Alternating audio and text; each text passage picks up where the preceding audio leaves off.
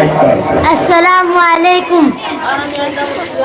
الحمدللہ وحدہ والصلاۃ والسلام الحمدللہ وحدہ والصلاۃ والسلام علی رسول النبی الانبیاء.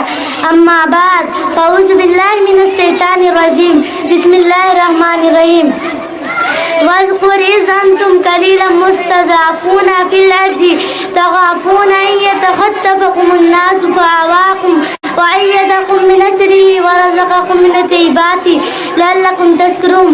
محترم صدر انجمن، اساتذہ اکرام اور عزیزو ساتھیوں، آج کے اس انجمن میں موضوع خطابت ہے اپنے من میں ڈوب کر پا جائے سراغ زندگی.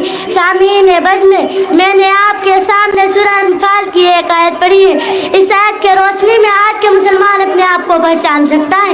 یہ آیت مدنی زندگی میں اس وقت نازل ہوئی جب مسلمانوں کی جمعیت میں کچھ اضافہ ہوا، ان کی قوت میں بڑھوتری ہوئی اور ان کی شوکت و عظمت دوگنی ہو گئی.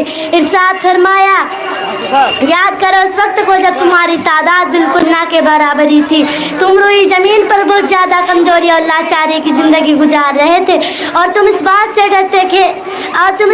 ڈرتے تھے کہ لوگ تمہیں اچک نہ لے، عرب کے شہباز تمہارا قصہ تمام نہ کر دے، اس کی شکری تمہارا وجود ختم نہ کر دے. اس وقت تمہارے پروردگار نے تمہیں ٹھکانہ دیا اور تمہاری غریبی مدد کی اور تمہیں پاکیزہ غذاؤں سے نوازا، شاید کہ تم شکر گزار بن جاؤ. حضرات، یہ اعتصام نبوت کے ابتدائی دور میں مسلمانوں کی تعداد اس قدر کم تھی کہ اسے جو چاہتا کچل کر رکھ دیتا، صبح ہستی سے اس کا نام انسان مٹا دیتا. رومن امپائر اور پیسین امپائر تو دور کی بات، قریشی ان کا قصہ تمام کرنے کے لیے کافی تھے. یریدون لیطفئوا نور اللہ بافواہہم، وہ پہننے سے نہیں کسی مشین سے نہیں، کسی آلے سے نہیں، بلکہ اپنے منع سے اور اپنے بھوکوں سے اللہ کے نور کو مٹانے کے در پہ ہیں.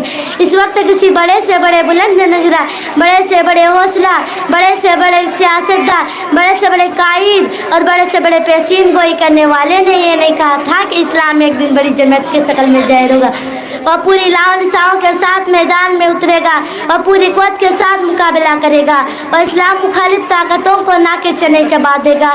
وہ پوری دنیا میں پھیل جائے گا. لیکن مکہ والوں نے بدر و عہد کے بھی دیکھا، احزاب وغیرہ کا مقابلہ بھی دیکھا، فتح مکہ کے موقع پر ان کی طاقت کا مشاہدہ بھی کیا اور غزہ اور ہند کے موقع پر ان کی اتحاد اور نبی کے ایک آواز پر لبیک کہنے کا جذبہ بھی دیکھا. آج میں آپ حضرات کے واسطے پورے امت مسلمہ کو مخاطب کر رہا ہوں. اے امت مسلمہ، آج تم ایک دو کے تعداد میں نہیں ہو، ہزار اور لاکھوں کی جمعیری میں نہیں ہو، بلکہ تم اربوں کے تعداد میں ہو. تمہارے پاس طاقت بھی ہے، تمہارے پاس اقتدار بھی ہے، تمہارے پاس علم بھی ہے، تمہارے پاس عقل بھی ہے، تمہارے پاس تہذیب بھی ہے اور سب سے بڑھ کے تمہارے پاس عقیدہ توحید کی دولت ہے. تمہارے پاس رسالت کی عظیم نعمت ہے، تمہارے آخرت پر ایمان ہے، تم جزا اور سزا کا یقین رکھتے ہو. اس لیے میں پوری قوت کے ساتھ یہ کہہ رہا ہوں کہ دنیا کے کوئی طاقت تمہیں ظاہر نہیں کر سکتی. اقوام متعدی جتنے بھی جتن کر لے، امیر کی دشمنی پر اترے آئے، دنیا کے تمام قوم اور قوتیں اکٹھی ہو جائے، پھر بھی وہ اسلام کی طاقت کا مقابلہ نہیں کر سکتے. اسلام کی آواز محض آواز نہیں، وہ احرار اور آزاد انسان کے للکار ہے، وہ پکار در حقیقت یلگار ہے. لیکن آج میں ان سب کے باوجود پوچھنا چاہتی ہوں کہ آخر وہ کون سی چیز تھی جس نے ایک قلیل تعداد کو کثرت تعداد میں بدل دیا؟ وہ کیا راز تھا کہ جس کے منع پر اللہ نے اس امت کو عزت و رفعت سے نوازا؟ ایک زمانہ تھا جب ہندوستان کے مسلمان پتھروں کو پوجتا تھا، ہر چیز کو وہ اپنا معبود گرداننا تھا، جلالت و کمزوری سمندر میں ڈوب رہا تھا، وہ ہر وقت ظالمات میں غوطہ زنی کر رہا تھا. یہاں ہر قوم اپنی صفات بھول جاتے تھے، اپنی تہذیب سے ہاتھ دھو بیٹھتے تھے، وہ اسی ہندوستانی صفات میں گل مل جاتی تھی. لیکن اللہ نے ہم پر احسان کیا، ہمیں جلالت سے نکال کے صراط المستقیم کا پتہ بتایا، ہمیں ایمان کی دولت سے نوازا. मुआवजा।